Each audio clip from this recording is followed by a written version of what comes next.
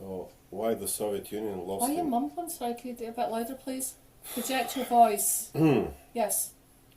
Why the Soviet Union lost the war in 1941?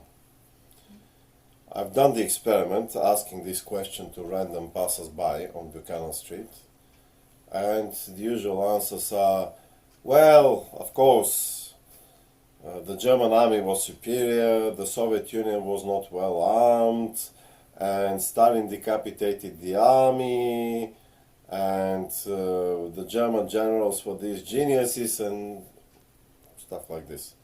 All of this has been debunked. First of all, Stalin did not decapitate his army. This has been debunked. Does that mean they cut their heads off? Huh? They cut their heads off. Decapitates to cut Well, someone's head off. They were not cutting heads off in the Soviet Union. They were shooting usually people at the back of their head so that the front explodes. So why do that to your army then? They can't shoot a gun after Well, that. under socialism, March. you have to murder a large number of people to keep the rest in line. Oh, Jesus. This is how all totalitarian regimes or socialist regimes, socialist and totalitarian, these are synonyms. This is how they work. But that's not what I wanted to talk about. Okay. This didn't happen, it turns out. The Soviet army was not decapitated, as they say. We did about this another video, so let's not go in there. I don't remember. Also, the Soviet Union was not unprepared in terms of weaponry. On the contrary, Germany was not prepared in terms of weaponry. The Soviet weapons were better, of higher quality, far better, surprisingly. This is not something that most Westerners expect to hear, because they imagine that these Russians, they're always behind and they're always technologically backward, while the Germans are always top-notch. Actually, in 1941 it was the other way around. The German tanks were antiquated. The Soviet tanks were superior, way superior. The same goes for the Soviet artillery. I mean, I've had these arguments on social media, and people tell me, read more. Well, the problem is that I've read more. This is why I know these things, and I wrote this book. We wrote this book. And we have quoted all the sources here. Hundreds of books. Other books, because this is how you write a book. You read other books. And it turns out the Soviet Union was far better armed than Germany. And all these know-it-alls on social media, of course, they would they would speak in generalities like weapons. Well, start naming actual weapons, like tanks, KV-1, T-34, or the Soviet amphibious tanks, or the tanks of the BT series, or the others. I mean, everything was far better than the German models. Start quoting German models. Speed, firepower, armor, maneuverability, best of all, most importantly of all, dependability. And if they can swim. That as well, everything. There was no comparison. I mean, they say, yeah, but the Soviet tanks didn't have radios. That's also not true. Half of the Soviet tanks had radios. And they would say, only half had radios. Well, half of the Soviet tanks were 15,000 tanks. And Germany at the time had 3,500. So the Soviets had several times more tanks with radios than the Germans. The Soviet army had so many radios, it's unbelievable. They had everything. When you go weapon by weapon, like the Soviet howitzers, the Soviet guns, the Soviet handguns, everything, weapon by weapon, characteristic by characteristic, everything was better when it came to the Soviet Union, to the Soviet armaments.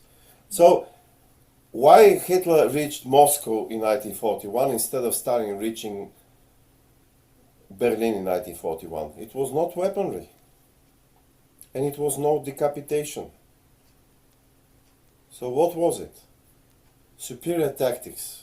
Come on, give Uniforms. me a break. Germany had lovely Hugo Boss uniforms. They were very smart. Yeah, they And looked belted. nice, but Germany lacked wool. Wool? Wool and Sheep? Germany, most of all, Germany lacked cotton. Cotton. So they were using polyester. Oh. I mean, on this, on all this war footage, on this war footage. Oh, my English. On these videos shot during the war, you see the German soldiers with their sleeves rolled after like this in the summer. Rolled up, yeah. Rolled up, yeah. Why? Don't want to get their sleeves dirty. Yeah, sure. Because their uniforms were not made of cotton. They were made of polyester and Will stuff. that make them feel warmer Yes. and itchy, maybe uncomfortable? So during the winter they didn't have warm uniforms. During the winter you need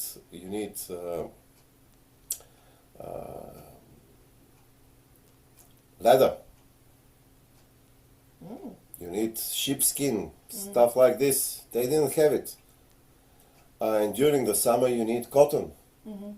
They didn't have this, but they lacked everything. They lacked, never mind the uniforms. They lacked oil. They lacked enough ammunition. You name it, they lacked it. This is how things were actually. So the reason why they reached Moscow in 1941 has nothing to do with weaponry. Superior tactics. No, come on. That's the most laughable of all. I mean, the whole Barbarossa plan was so laughable, so unrealistic. In the Hitler's directive, for example, he was saying that if when they reach the Ural, the Volga, I don't remember exact words. It's quoted in the book. The Volga River, they would use the Air Force. The Germans will use the Air Force if the resistance, the Soviet resistance, continue in order to destroy the last remaining industrial area in the Urals. I mean, when you begin to dissect this is you don't know where to begin with. With Air Force, what Air Force? Germany didn't have heavy bombers. Germany didn't have the fuel for the heavy bombers. Germany didn't have the bombs. Germany couldn't bomb Britain out of the war. And Britain is a small country, and it's easy to bomb. It's beyond the channel, and the Germans are in France. That's easy. I mean, go and bomb the Soviet Union, covering thousands of kilometers, with enormous industrial base. That, by the way, was not just in the Urals. It went all the way to the Chinese border. It was dispersed. I mean, how could you achieve any of this? And where are the airports for this? The airfields? I mean, you will use the German airplanes in the mud? They were not suitable for that. You need to build airfields. You need to have a lot of things that the Germans simply didn't have. So all this was totally unrealistic. The whole Barbarossa plan was BS, and yet the Germans reached Moscow. How come? Well, it turns out the explanation is very simple. Half of the Red Army deserted, half of the Red Army surrendered. That's all there is to it. Those who were left to fight, there were few of them. So no one stopped Germany then, is that what you're Yes, most Soviet people in 1941 were shooting at other Soviet people, not at the Germans. The Germans were met as the liberators by most Soviet people. Until later on, when they realized that Hitler is no better than Stalin. But at first, they didn't know that. They hated their own government. I mean, people who write about World War II, they always focus on the war. And the war was not isolated of the other events at the time. Say of the Holodomor in the 30s, the extermination of 7 million mostly Ukrainians in one short year. But it was similar in Russia itself, in Kazakhstan, in the Baltic republics. It was everywhere. Everywhere the people hated the Soviet government. They preferred to fight on the side of the Germans rather than on the side of Stalin. This is what happened in 1941. It has nothing to do with the German military might. Generally, Hitler was lucky on several occasions. He was lucky on so many, actually, not several, I take it back. He was lucky in 1933. He was about to lose the elections because the German communists and the Social Democrats were preparing to form a coalition. And together they had far more seats in the Reichstag than the National Socialist Workers' Party, German National Socialist Workers' Party of Hitler. But Hitler got lucky because Stalin forbade the communists to make a coalition with the Social Democrats. So this is how Hitler came to power. Or take what happened in France. The French, that's a long subject, but basically the French didn't fight very very well, didn't take the war seriously. Why? That's another story. Let's not go there. It was easy actually to take over France. And in the Soviet Union, Hitler was especially lucky because instead of having to fight the Red Army, the Red Army disintegrated before him. And not only that, but the Red Army left its own big supplies of ammunition, of weaponry, of everything at the border. And the Germans could make use of it. This is how the Germans ended up with whole detachments armed with T-34 tanks, or with the Soviet ZIS anti-tank guns. They were using this not just in the Soviet Union, they were using this against the Brits in North Africa. And enormous quantities of fuel. Guderian was actually advancing within the Soviet territory using Soviet gasoline. Everything. Hitler was very lucky. But eventually, when you're stupid, you run out of luck. So all Hitler had to do was nothing. Because the Soviet people, like I said, they hated their own government. They wanted to overthrow socialism. And the German generals already knew what to do, and they actually began doing it, incorporating the Soviet soldiers into the Wehrmacht. And when Hitler learned of this, Hitler forbade it. And actually Hitler, the idiot that he was, he said something extremely stupid. He said, the Brits have their blacks in Africa, and we will have the Russians. The Russians will be our blacks. He used another word that I don't want to use here. So that the video is not taken down. And that was extremely stupid. And this is when he made his biggest mistake. It was not invading the Soviet Union. It was several months after this when the German generals already had good plans how to incorporate the Red Army soldiers into the Wehrmacht. And the Red Army soldiers were eager to do it, actually. The Wehrmacht didn't even have to arm them. Very often they would surrender with everything. There were the guns, the handguns, even airplanes in working order, tanks, you name it, everything was there. The German Wehrmacht just had to put German officers, maybe not even that, because the Soviet officers were also surrendering. Something like 60 Soviet generals surrendered. Generals, not lieutenants. I mean, everybody and his mother was surrendering, and they all wanted to fight against Stalin. But and the German generals were very happy.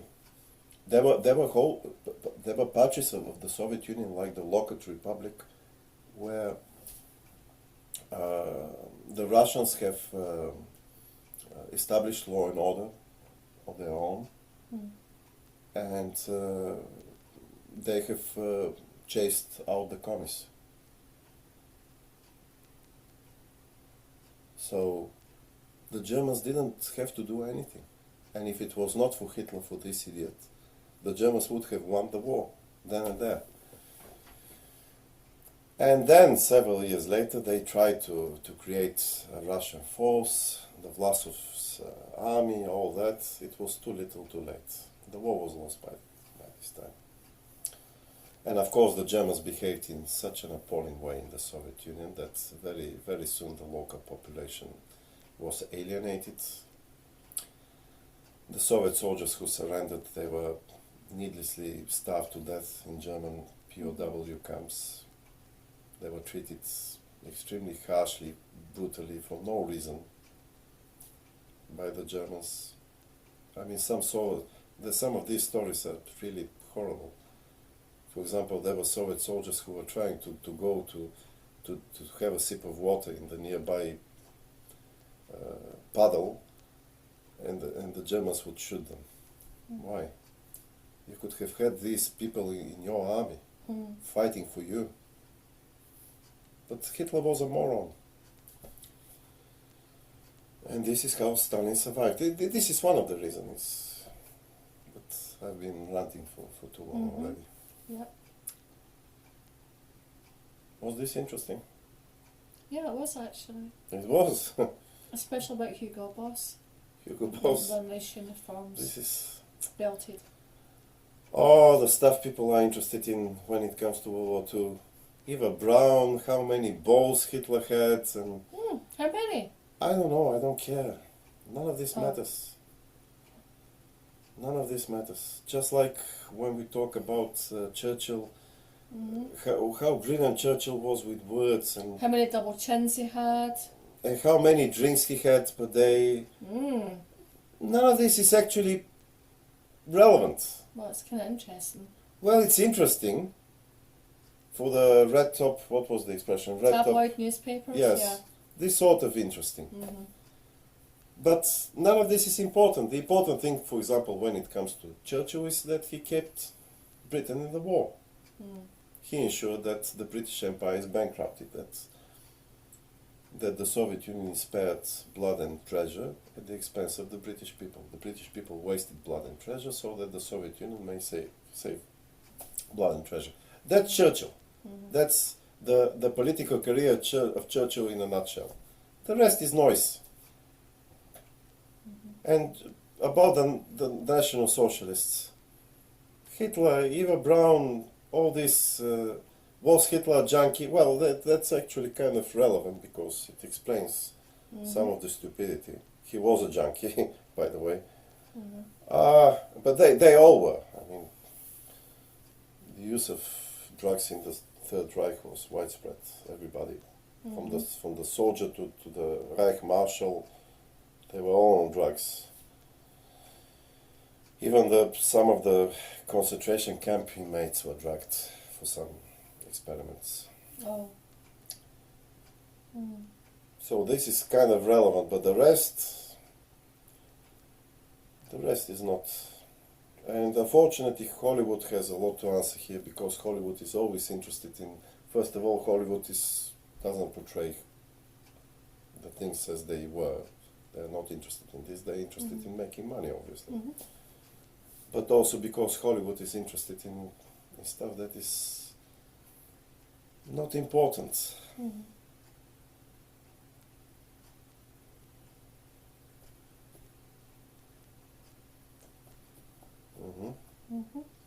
And we're still living with the consequences of what happened in 1941. People think that, oh, this is ancient history. No, it's not.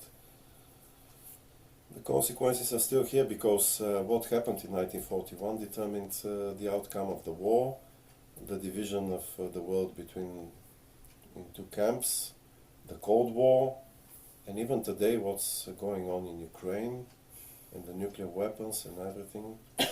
Everything started there, then and there. Shall I press the button? Oh, please do. Okay.